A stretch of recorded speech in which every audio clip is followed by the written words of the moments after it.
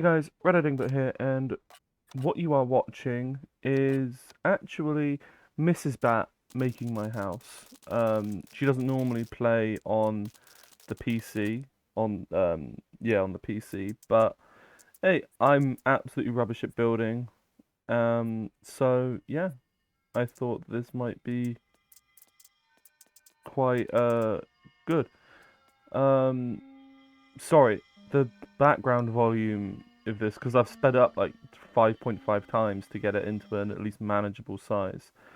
Um, that background music was cool. Anyway, so Mrs. Bat is actually the one doing the building, and I'm going to finish the um, story of where Thor gets tricked, and if we have time, I might do another story as well.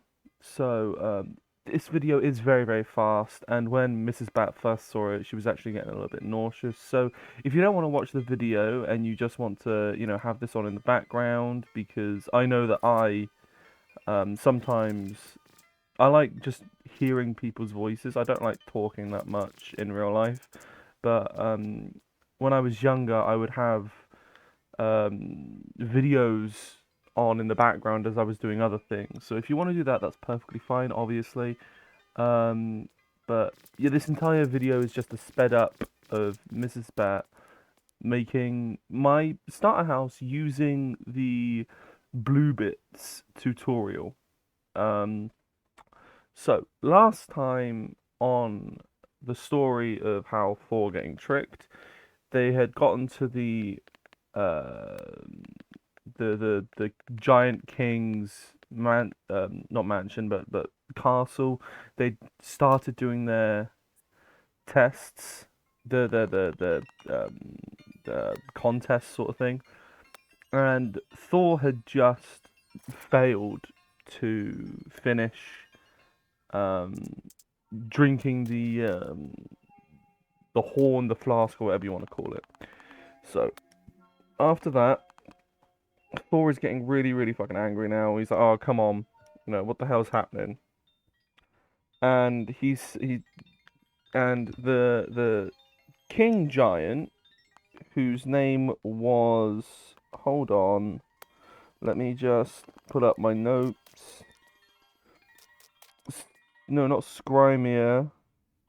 Utgarda Loki. So Utgarda is like laughing. He's having a grand old time, and he's just like, "Oh, I bet you couldn't even lift up my cat."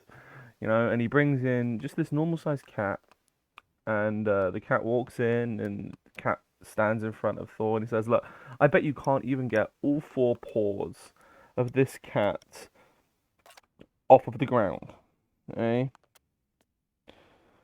And he couldn't even do that.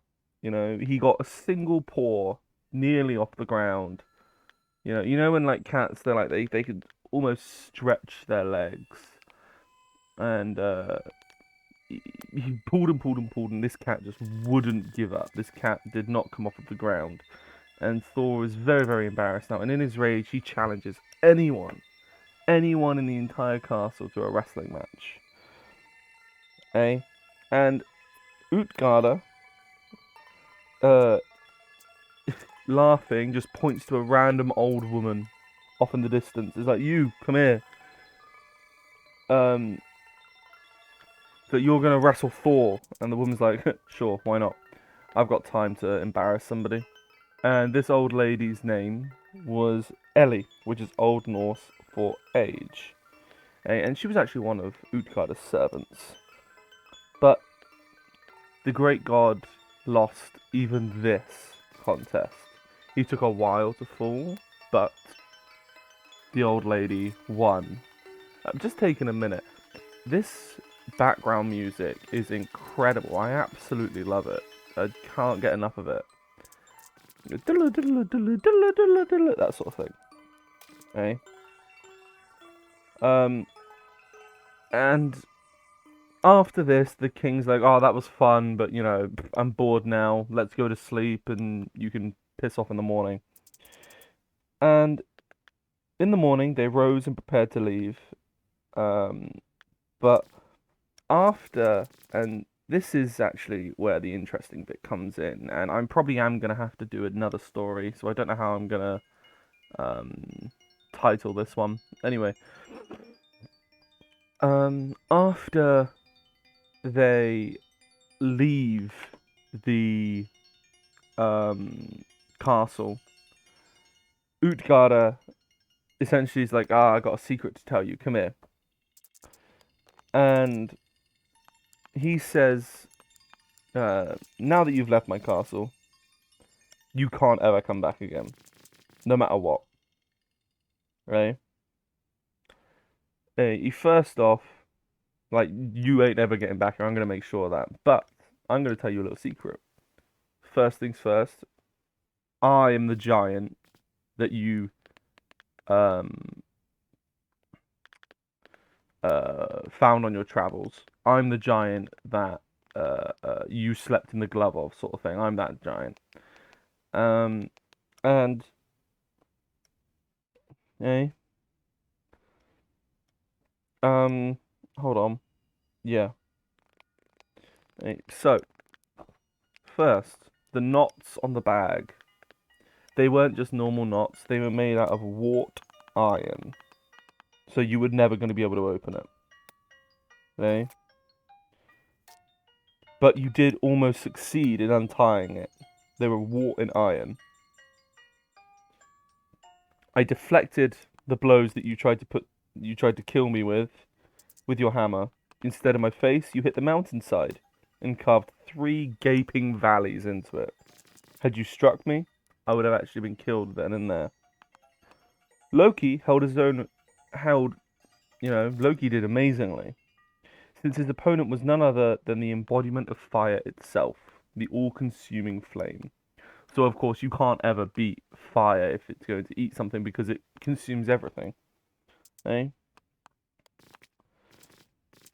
Thor, he raced against Thought, which nobody could ever hope to outrun. But he did better than anybody else in our castle had ever done. Eh? The far end of the horn from which you drank of was actually connected to the ocean, and we were actually getting quite worried that you were going to drink the ocean dry. Eh? When you cross it again, you'll see how much you lowered its level. Eh? So he drank enough that the ocean was actually visibly and noticeably lower. The cat wasn't actually a cat. It was the Midgard Serpent. You know, the serpent that encircles the entire Earth. Okay? Whom you succeeded in actually raising out of the ocean and into the sky. And finally, the old lady that you wrestled against, that was age itself. You wrestled against old age, and you took a long, long time to fall. Now, for your sake and for ours, leave and never come back. Thor was incredibly angered by this. You know, he'd been tricked again and again and again and again. You know, Loki's out there sniggering. The kids, you know, they're doing whatever they want to do. But he raised his hammer, and as he turned to kill the giant, he was no longer there. And no castle either. Just a plain, vast, and empty. And that is the story of how Thor got tricked by a giant. It's one of my favourite stories. I just find it funny, you know? Now, we've obviously still got a lot of time, so how about we do another one? Let's see. The Fortification of Asgard. This story's really nice as well. Okay? So, I don't know if I'm gonna split this up or what. But probably not actually. I'll just do this all in one video. I'll be like, Thor getting tricked part 2 / the Wall of Asgard. Yeah. Okay.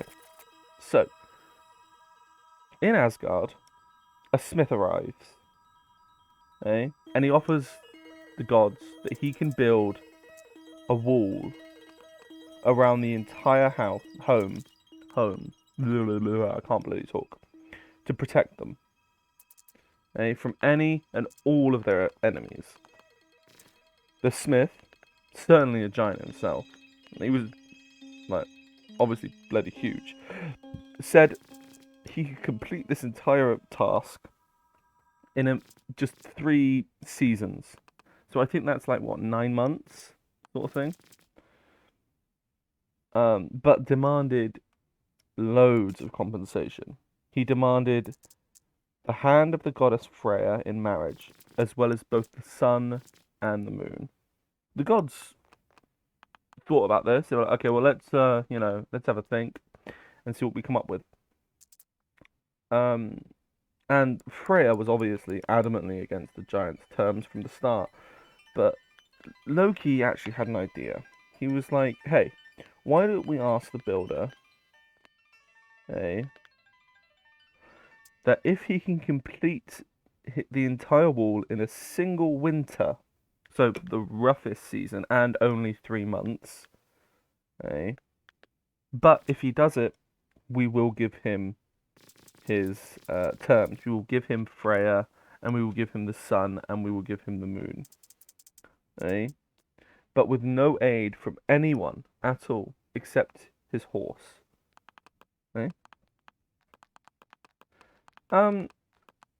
The gods were like, yeah, sure, that we couldn't even do that, and we're gods, 100 men working on this wall couldn't do it in a single season with all of the provisions already there, and he's gonna have to find the provisions, get them, and he's gonna have to do all of that stuff. So the gods actually had no intention, even if he did complete it, of giving Freya away, nor the sun or the moon. They just, they thought the task was absolutely impossible. But they were like, yeah, sure, let's give him what he wants if he can complete it. Spoiler alert, they don't give him what he wants.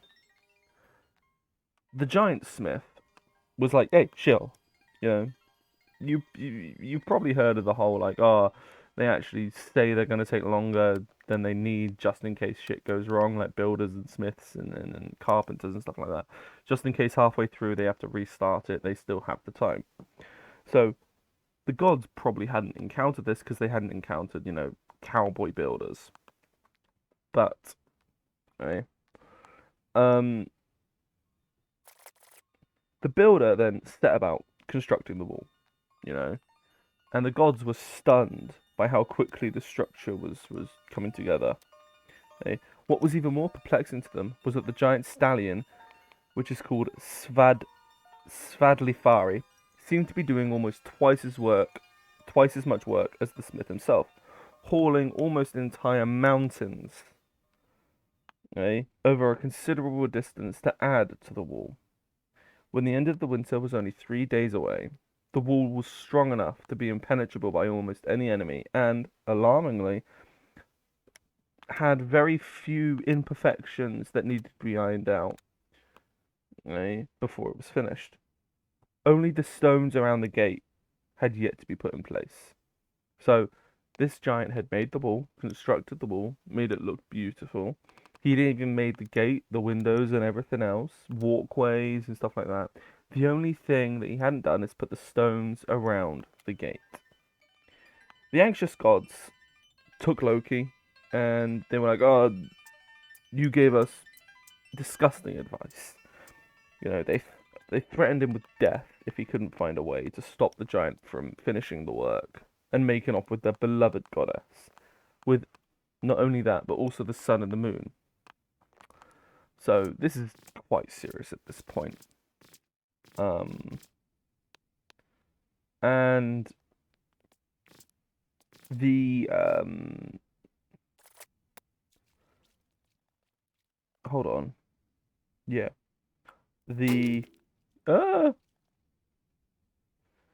god Loki then just pleaded, because Loki pleaded with them not to kill him, and was like, oh, I'll figure out, because of course if he takes the sun and the moon, all of the 9 realms are going to be plunged into darkness forever. Okay? And Loki actually swore an oath that he would do as the gods desired, no matter what. So, that night, the giant and Svadfari ventured into the snow-draped forest to search for the final stones. Okay? As they're going, they're trotting along or whatever, a mare, which, if you don't know, is a female horse. Okay? But, not only that, it was actually Loki in disguise. Whinnied and neighed to the stallion from the short distance away. When the stallion saw the mare, his heart wasn't the only organ that was roused by delight. Ugh. Sorry, my bloody thing with the important parts of the story has that exact sentence.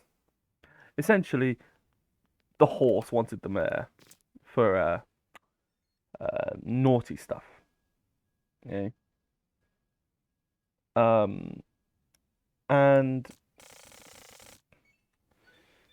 snapped his reins. Like, he broke free of his bounds and he bounded after this mare because he I don't know what to say, to be honest. He wanted her. He wanted to cuddle. Anyway, the mare ran all night with the stallion following her. Okay? And when the morning came, the giant's horse was still missing. And the giant, knowing that he couldn't finish the work without his horse, fell into a deep depression. The Azir then paid, which is actually the Norse word for the gods. So the gods paid the giant the wages they deemed he deserved, which is Thor killing him. Spoiler alert, Thor does that a lot in these stories. Okay? Which shattered his head to pieces no bigger than breadcrumbs. Meanwhile, deep in the forest, Svadvali had caught up with Loki, and Loki actually soon gave birth to a grey, eight-legged horse, Sleipnir, who then became the steed of Odin. Really messed up family life the Norse gods had. Okay? And oh my god, we're only 17 minutes in and we got another 19 minutes to go. Okay. Hold on then. Okay. So, what I'm going to do now is I'm actually going to start telling you the actual origins of the universe, of the cosmos, as it were. Essentially the Norse Creationist Theory. Christianity, God created the earth in the 7 days and stuff like that. But Norse, it's a lot more complicated. Okay? As with pretty much all of the ancient religions, and this is actually why I love ancient religions a lot more than your normal, well, not normal, but your more modern monotheistic, straightforward religions. I love the intricacies of the more ancient religions, the Greek, the the ancient Roman religion, which had a lot of different gods until Christianity came along.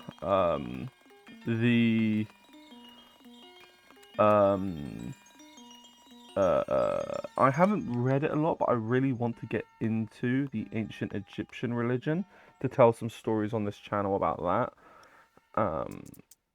So this is going to be my half-remembered, pretty much, story of the creationist theory in Norse mythology, the creation of the cosmos.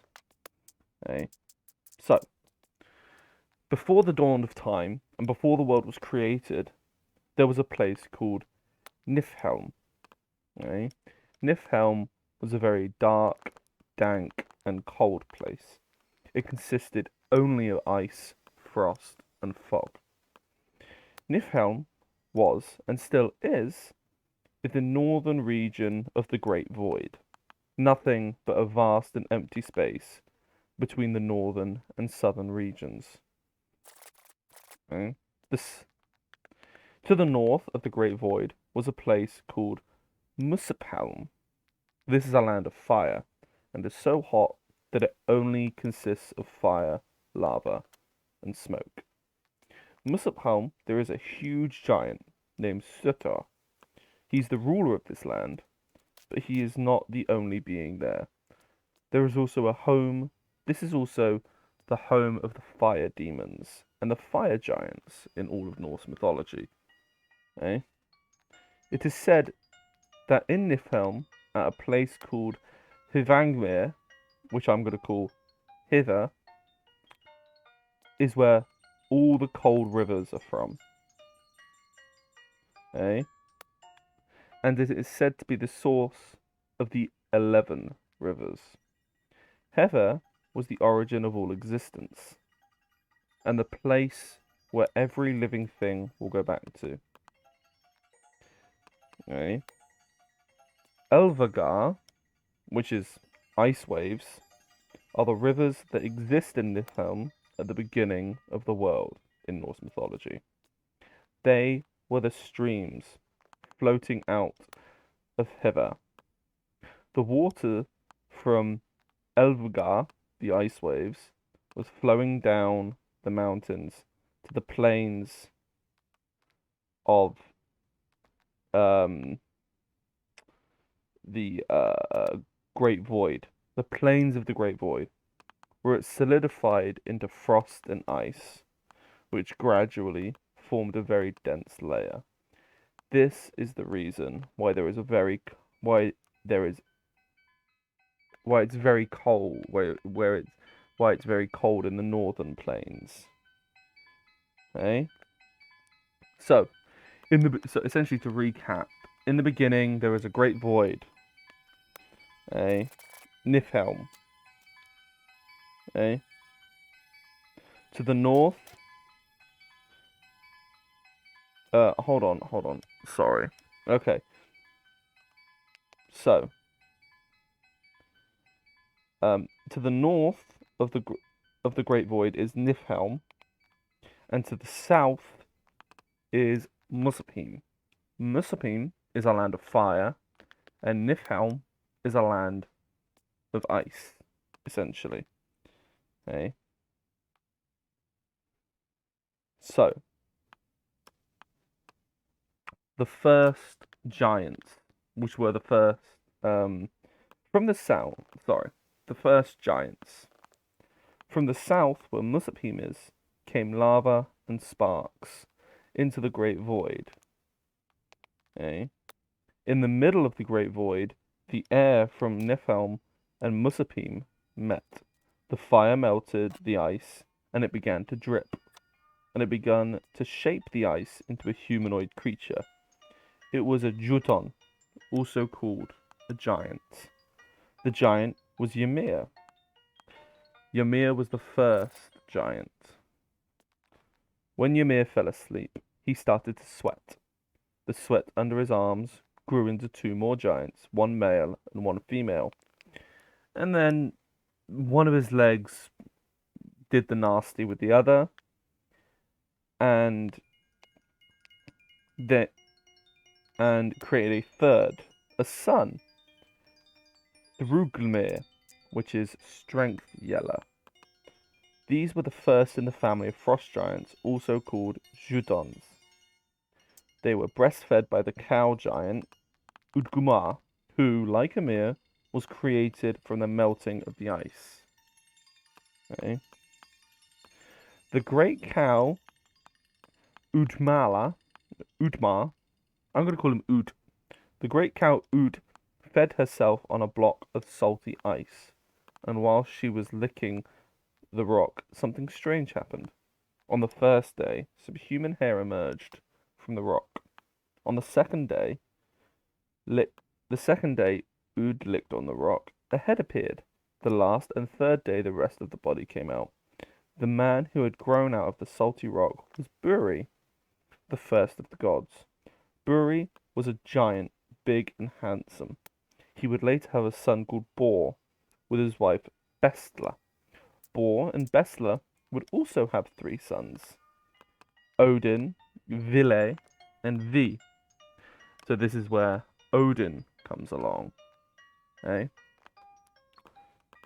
Now, Odin and his 2 brothers were bothered by the fact that the giants outnumbered the gods. The giants were consistently conceiving new giants. They were like rabbits. The only solution they could see was to kill Ymir. The 3, you know, cut off the head sort of thing. The 3 brothers waited until Ymir was asleep before they assaulted him. A horrifying battle began, and by using all of their strength they managed to kill Ymir. The blood spouted out with a ferocious force in every direction from Ymir's body, and most of the giants drowned in the huge flood of blood. Only 2 giants survived, Bergelmar and his wife. The couple fled and found a safe place in the land of mist, and saved their lives.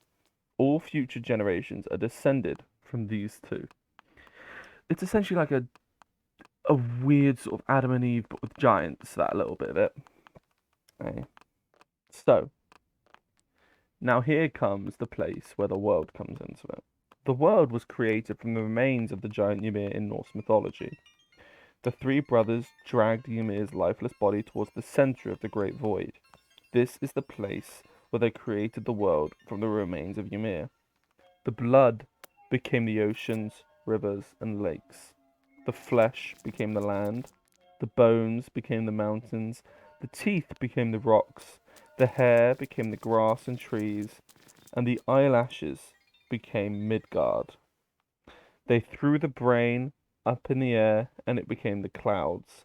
And the skull became the sky. Ymir's skull would be the lid that covered the new world. The brothers grabbed some of the sparks shooting out from Muspelheim, which is the land of fire. Threw the sparks up inside the skull, and these sparks gleamed at night, and this is what we call the stars. On the plains of Eidvall, which is a different land, I think, they built Asgard, which would be the home of the gods. Very far away from Asgard, in a place called Jotunheim, was where the giants were allowed to live. Okay? So essentially they killed Ymir, created the world, and then on the opposite sides of this great place, one was the land of the giants, the other was the land of the gods, because they never really liked each other. Okay? While Odin and his brothers were in progress of creating the new world from the body parts of the giant Ymir, worms kept crawling out of the rotting remains. Okay? These worms would become the dwarves. The 3 brothers, Odin, Vile, and V, told 4 of the dwarves to hold up the sky, because they did not want the risk of the sky falling down on them. Okay? Now, the names of the 4 dwarves is Nordi, Versti, Sundri, and Ustri. North, west, south, and east. Okay. They were set out in each direction of the world. Okay. The other dwarves made their home in rocks and caves under the ground, which is called Svarthelm. The dwarves became experts in craftsmanship, and they created some of the most powerful and magical weapons, like Mjolnir, which was Thor's hammer, but also they created beautiful and, again, magical jewelry. Okay. A man by the name of Mutfari, the one moving according to particular times, is a very cool name. It's a very cool meaning to the name. From Midgard had 2 kids, and they were so shiny and beautiful that he decided to call his son Mani, which means moon, and his daughter Sol, which means sun. The giants were so furious by his arrogance that they took both of them and put them up in the sky. Sol would ride a chariot that is pulled over the sky by 2 horses. Advakar, which means early awake, and Olstvior, which means very quick. Under the chariot there is a figure, Svalin. It holds a shield. that protects the earth below from the flames. Mani is only pulled by one horse. Alsvar, Mani stole 2 children. Alsvaida. Mani also stole 2 children from Midgard to help him drive his chariot. Their names are Bil and Yuki. They are chased by 2 wolves from a giant scroll, treachery, and Hati, hate. Each month, Hati would take a small bite out of the moon, but the moon would get away and heal itself again. These 2 wolves will one day catch the sun and the moon, and this will happen on the day of Ragnarok. However, there's also a story about a giant by the name of Norvi, which had a daughter she called Njot, which means night, and the daughter Not had a son, Dragar, which means day. Both Not and Dragar were riding in chariots which are pulled by horses. Njot is pulled by a horse, Hermfaxi, which means rime mane, and behind her is Dragar, pulled by his horse, Skinfaxi, which means shining mane. These are apparently also followed by the 2 wolves, Skoral and Hati, which makes this part a bit, confusing as there are multiple conflicting sagas, but Norse mythology was mainly a oral tradition, and they only started writing it down after a lot of the stories were in place, And finally, we have the first 2 humans. One day, Odin and his 2 brothers, Vili and Ve, walked on a beach. There they found 2 logs. One was from an ash tree, and the other was from elm. Odin gave the logs spirit and life. V gave them movement, mind, and intelligence. And Vile gave them speech, shape, and feelings, and the 5 senses. And the first 2 humans had been created. The man was given the name Ask, and the woman was given the name Embla. And the gods then decided that the humans should live in the place called Midgard. So, that is the creation theory in part. So, we've still got about 5 minutes. Oh my god, there's so many stories. Let's see what else we can have. This one would have to be a quick one. How about the time that Thor went fishing? So, one day, the gods had arranged a lavish feast with Agar and Ran, 2 gracious and hospitable giants who dwell beneath the sea. Aegir and Ran offered the host a banquet, but only if the gods could provide them with the kettle big enough to brew mead for all the invited giants. And the gods knew that of all the beings in the 9 worlds, only the giant Hymir possessed a cauldron large enough for this purpose. Thor, the strongest and bravest of the gods, as well as one of the most accustomed with dealing with giants, not all of whom are as friendly to the gods as Aegir and Ran, volunteered to obtain the cauldron from Hymir. Upon the god's arrival to the house, Hymir slaughtered 3 bulls for provisions for the two during Thor's stay. The giant was shocked and dismayed, however, when Thor ate 2 of the bulls in one sitting to assuage his legend, to satisfy his hunger. Because of this, the angry giant declared they would need to go fishing in the morning for the next day's food. In the morning, Hymir and Thor sent Thor to procure bait for their hooks. Thor went to Hymir's pastures and slaughtered the biggest of the giant's remaining bulls, intending to use the head as bait. Hymir was now more irritated than ever at the rash youngster, but hoped his strength and daring would be of help on their fishing trip.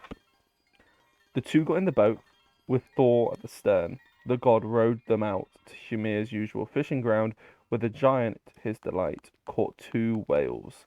But then Thor began to row the boat further out. His companion grew fearful and demanded they row back at once because, he reminded Thor, eh, the Midgard Serpent lurks below these wild waves. Thor, the age-old enemy of the monstrous sea serpent, refused. At last, Thor dropped the oars and cast his line into the water. After an ominous silence and calm, Thor felt a mighty tug on his line. As he reeled it in, a violent rumbling shook the boat and whipped at the waves. The giant grew pale with terror, but Thor persisted. His feet were planted so firmly on the bottom of the boat that the planks gave way and water began pouring into their boat. When the serpent's head, with the hook in his venom-dripping mouth, at last came above the water, Thor reached for his hammer. At that moment, Ymir panicked and cut the line. The howling snake sunk back down into the ocean. Thor, enraged at having missed his opportunity to end his greatest foe, heaved Ymir overboard. Thor, with the two whales slung over his shoulder, waded back to land, picked up Ymir's cauldron, and returned home to Asgard. And that's a funny one, because Thor and the Midgard Serpent are age-old enemies. They are one of the signs of Ragnarok, the end of days for the gods. Okay? And if Thor had actually essentially yanked and started fighting the Midgard Serpent, it would have meant the end of things. But Thor, being Thor, who is known for his bravery, his strength, and his astuteness, but not exactly his intelligence or wisdom. He's more of a soldier, not a anything else. He didn't really care. But obviously everyone else knows you can't really just go around starting Ragnarok without, everyone knowing. But that, I think, will be it for this episode. I hope you guys liked all the stories. And anyway, I hope you liked this episode. If you did, remember to like, comment, and subscribe, because why not? It's free. But anyway, I'll see you guys in the next episode. But until then, bye.